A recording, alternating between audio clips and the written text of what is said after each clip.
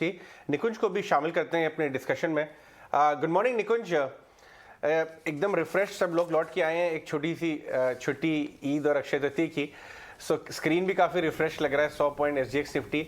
लेकिन जैसे हम बात कर रहे थे कि 17,000 का काफ़ी महत्व है। इनफैक्ट लास्ट 4 हफ्ते का डेटा बता रहा है कि हम 5 बार 16,800 16,900 के लेवल को नेगोशिएट करके निफ्टी 17 के ऊपर आ गया है। तो ये काफ़ी स्ट्रॉन्ग सा बेस फॉर्मेशन होता नजर आ रहा है आपको? तो अजय, जब लोग बोलते हैं मैं रिफ्रेश होकर आया हूँ तो मैं पूछता हूँ कि भैया कल छुट्टी थी मगर आपने पढ़ाई लिखाई करी या पूरी छुट्टी मनाई थी? बिल्कुल निकुंज, हम सभी पढ़ रहे थे। इनफैक्ट लगे हुए थे, वर्क फ्रॉम होम समझ लीजिए। वर्क फ्रॉम होम बोलते हैं जी इसको आजकल। बिल्कुल। तो बताइए निकुंज, क्या लग रहा है आपको लेवल्स पे? अजय, हम अगर एक शॉर्ट टर्म में मार्केट का ट्रेंड देखें तो 17,000 इंटैक्ट है। मगर आप उसको पिछले 6 महीने का अगर ट्रेंड आप देखें तो नवंबर में भी 17,000 था, अभी भी अब 17,000 है। तो जो मार्केट है पिछले 6-7 महीनों से 17,000 के आसपास चल रहा है। तो क्या 17,000 एक बड़ी लक्ष्मण रेखा टाइप हो चुकी है? 17,000, 16,800। तो मार्केट के अंदर जो सपोर्ट जिस प्रकार का आ रहा है, तो आप इस सपोर्ट पर जब आप खड़े हैं तो क्या आप लंबी ऊपर छलांग लगा सकते हैं या नीचे गिरावट आ सकती है? मार्केट की setup, global cues, inflation, earnings, यह देख करके लगता है कि जो ऊपर की छलांग है 17,000 के ऊपर हाल फिलहाल मुझे लगता है नहीं होगी, क्योंकि DI की बाइंग आ रही है, मार्केट में सेक्टर रोटेशन हो रहा है, कभी बैंक्स आ जाते हैं, कभी रिलायंस आ जाते हैं। इस समय मार्केट के अंदर जो डाउनसाइड है वह रिस्ट्रिक्टेड है। तो प्रश्न यह है कि जो डाउनसाइड है कितने समय तक रिस्ट्रिक्टेड रहेगी और कितने समय तक भारतीय शेयर बाजार इस समय एक प्रकार की बेस में चल पाएगा। अब इसको हम 2 तरीके से देख सकते हैं अजय, कि इंडियन मार्केट्स आउट परफॉर्म कर रहा है मगर कितने समय तक करेगा, और दूसरा नजरिया यह है कि अजय इस समय जितने भी म्यूचुअल फंड्स हैं बेंचमार्क इंडिसेस को अंडर परफॉर्म कर रहे हैं। Mid and small cap stocks में लोगों को मार पड़ रही है। तो अब निफ्टी को देख करके बोल सकते हैं जी अरे मार्केट तो नीचे नहीं गया, मगर mid cap stocks, HNI portfolio सब में काफी मार पड़ रही है। तो मार्केट के अंदर अगर आप निफ्टी को देख करके राय बनाते हैं और इंडिविजुअल स्टॉक्स में पैसा गंवा रहे हैं तो एक काफी टफ पीरियड है, बिकॉज आपको लगता है मार्केट तो गिर नहीं रहा है, मेरे शेयर गिर रहे हैं।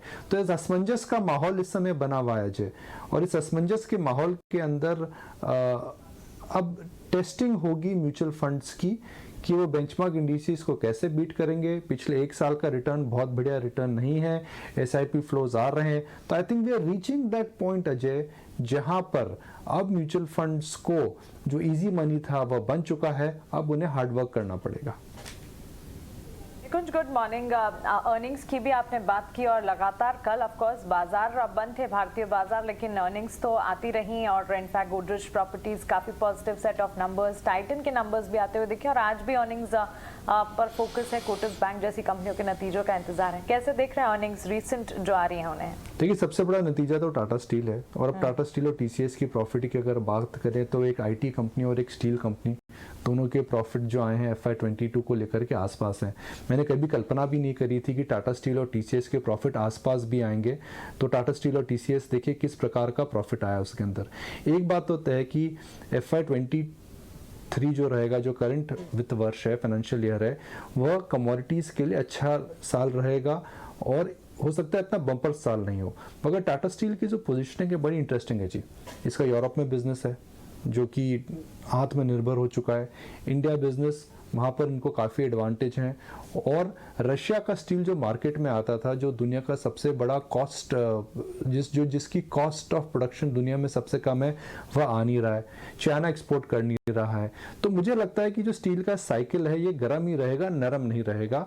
और Tata steel is a stock जो हाल की गिरावट के बाद, डायरेक्टर साहब अगर चार्ट फायर करें कि पिछले 1 महीने में क्या हुआ, पिछले 4 महीने में, इस साल क्या हुआ है, 4 महीनों में क्या हुआ है, तो टाटा स्टील के अंदर हमने वॉलेटिलिटी ज्यादा देखी है मगर एक ट्रेंड नहीं देखा है।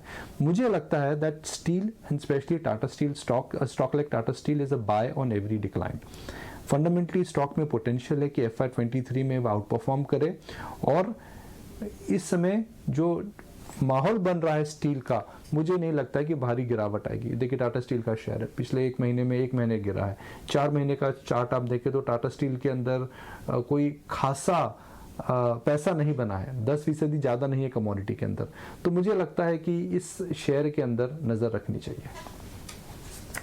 मॉर्निंग निकुंज, तो बिल्कुल स्टील साइकिल उस पर बुलिश व्यू निकुंज का, लेकिन निकुंज अगर अर्निंग्स को हम इस लिहाज से भी देखें कि जो ओपन अप थीम के काउंटर्स हैं, चाहे आप ग्लोबली देखें, एयरबीएनबी के रिजल्ट्स आए, स्टारबक्स के रिजल्ट्स आए, वहाँ रिजल्ट्स अच्छे आए, हमारे यहाँ पर रियल एस्टेट पैक में आप गोदरेज प्रॉपर्टीज कहता है कि वो और हाउसिंग प्रोजेक्ट्स ऐड करेगा, मैक्रोटेक ने और साउंड यहाँ कमेंट्री भी दी है, अक्षय तृतीया पे आप गोल्ड की सेल्स देखें वो प्री कोविड लेवल्स पर है, उसको लेकर आपको ओपन अप थीम के अर्निंग्स पर जो बाकी काउंटर स्टॉक्स रह गए हैं उस पर क्या व्यू बन रहा है, क्या ये सेक्टर फोकस में हो सकता है? देखिए, एक मैं ओपनिंग अप थीम के बारे में सोच रहा था और मेरे हिसाब से एक डार्क हॉर्स हो सकता है, वह हो सकता है, राहुल जी सुनिएगा ज़रा, वो हो सकता है वेदांत फैशंस। और मैं इसके आंकड़े जोड़ रहा था कि भाई मान्यवर जो ब्रांड है, अगर शादियाँ होंगी तो शेरवानियाँ बिकेंगी, और जो शेरवानियाँ कोविड के समय बिक नहीं रही थी, दूल्हा शेरवानी पहनता था पर बाराती नहीं आते थे तो शेरवानियाँ कम बिकती थी। तो मुझे लगता है कि मान्यवर फैशन अर्थात वेदांत फैशन पे नज़र रखिए। महंगा है मगर मैंने एक चीज़ पर्सनल एक्सपीरियंस से सीखी है और अजय शायद इस बात में इंडोर्स करेंगे, दैट मान्यवर का जो बिज़नेस है वह मेंस फैशन वेयर में ज़्यादा है। और जब भी घर में कोई फेस्टिवल होता है, शादी होती है, तो हम अक्सर देखते हैं the main folks they buy in the last leg. तो मुझे लगता है कि इस समय इस सेक्टर के अंदर एक चेंज आने वाला है। इस साल रिकॉर्ड शादियां हैं, मेंस फैशन के अंदर एक यूनिक पोजीशनिंग में खड़ा हुआ है ये, रिटर्न रेशियोज काफ़ी अच्छे हैं, आईपीओ के बाद शेयर भी अच्छा चल रहा है, तो इस पे नज़र ज़रूर रखिए। हो सकता है मतलब अगर आप देखें तो 1070 के आसपास है वेदांत फैशंस, एक बुरे चक्र का वेट करिए, 950 960, अगर वो प्राइस पॉइंट पे वेदांत फैशन आता है तो इस पे ज़रूर नज़र रखनी चाहिए as a concept stock, not as a near term buy. हम रुचि सुहा की बात करें तो देखिए कहाँ से कहाँ शेयर पहुँच चुका है। तो इस मार्केट में ऐसा नहीं है कि शेयर्स नहीं मिल रहे हैं, पर वो है कि आपको एकदम सटीक नज़र रखना पड़ेगा। हम अंग्रेजी में कहते हैं कि हेस्टैक पर एक बेट मत करिए, उनमें जो नीडल्स है उसमें बेट करिए। तो जैसे हम कहते थे ना, महाभारत के अंदर अर्जुन का एकदम सटीक नज़र थी जब उन्हें निशाना लगाता था। आई थिंक इस मार्केट के अंदर वैसे होने वाला है। की आंख पे आपकी नज़र होनी चाहिए, आपकी नज़र पेड़ की पत्तियों पे, पेड़ की डाल पे, पेड़ के ऊपर मौसम कैसा हो रहा है उस पर नहीं होनी चाहिए। आपने बहुत अच्छी चीज़ याद दिलाई, बहुत ही बुनियादी बात। जाते जाते एक क्विक व्यू में आपका निकुंज इस बात पे ले लूँ, क्योंकि आप ग्लोबल मार्केट में भी नज़र बहुत क्लोजली रखते हैं कि ये भेड़िया आया तो बहुत दिन से चल रहा है, लेकिन फेड वाकई में अगले 24 घंटे में अपना रेट्स के ऊपर स्टांस और रेट हाइक का कदम उठा लेगा। आपको लगता है बाजार अब इतना ज़्यादा डरेगा इस मैटर से, या इस चीज़ पे इतना डिस्कशन हुआ है लास्ट 6 महीने में कि काफ़ी हद तक शायद इन द प्राइस हो गया हो? अजय, भेड़िया आया मगर असली में जब भेड़िया आया था तो उसने सबको हिला दिया था। तो फेड रात को 50 की बजाय अगर 75 कर देता है या फिर बोल देता है 50 के बाद भी शायद उनको लंबी रेट टाइटनिंग करनी पड़ेगी, तो इस बार थोड़ा मामला देखिए भाई गड़बड़ हो सकता है। आप अगर ब्याज दर को देखिए तो अमेरिका में जो ब्याज दर है वह 1 से US 10 ईयर पेपर करीब 0.5 से 3% हो चुका है। तो इंटरेस्ट रेट्स 2.5% नहीं बढ़े हैं। आपको परसेंटेज में देखना पड़ेगा कि US 10 ईयर कितना महंगा हो चुका है। अमेरिका के अंदर जो मॉर्गेज रेट्स हैं, और आप सरप्राइज हो जाएंगे, अमेरिका में जो मॉर्गेज रेट्स हैं अभी करीब 5% के आसपास हैं, 5% अमेरिका में। हिंदुस्तान में जो ब्याज दर है, कैनरा बैंक, BOB, SBI, अगर एड्स देखें HDFC के भी, तो 7% से नीचे है। तो अमेरिका जैसी इकोनॉमी के अंदर जहाँ पे ब्याज दर कम है, वहां पर मॉर्गेज रेट्स 5% हो चुके हैं। इसका सीधा प्रभाव कंजम्पशन पे पड़ेगा। हम माने ना माने, इस समय सीधा प्रभाव अमेरिकी अर्थव्यवस्था और कंज्यूमर पर आ रहा है। और शायद फेड इस बात से, मगर फेड इस समय क्योंकि एक वॉर है इन्फ्लेशन के अगेंस्ट में, फेड हो सकता है कि ओवर टाइटन कर दे। तो रिस्क नहीं है अजय, एक वास्तविकता है कि फेड मुझे लगता है ओवर टाइट करेगा, और मार्केट के लिए शॉर्ट टर्म में वह सबसे बड़ा रिस्क है। और वह शायद दिख भी रहा है अजय। अब देखिए नैस्डैक में किस प्रकार का अंडर परफॉर्मेंस आ रहा है। नैस्डैक में अंडर परफॉर्मेंस इसलिए आ रहा है बिकॉज अगर फेड इंटरेस्ट रेट्स बढ़ाता है तो कंपनी की मूल्यांकन में गिरावट आएगी।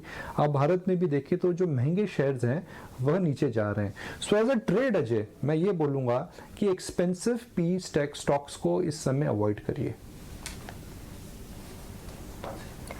बिल्कुल निकुंज, आपका शुक्रिया ये सारी की सारी जानकारी, बाजार पर आपका आउटलुक हमें बताने के लिए। और ऑफ कोर्स यूएस फेड की बैठक का जो नतीजा आज निकल कर आएगा इस पर भी हमारी नजर रहेगी।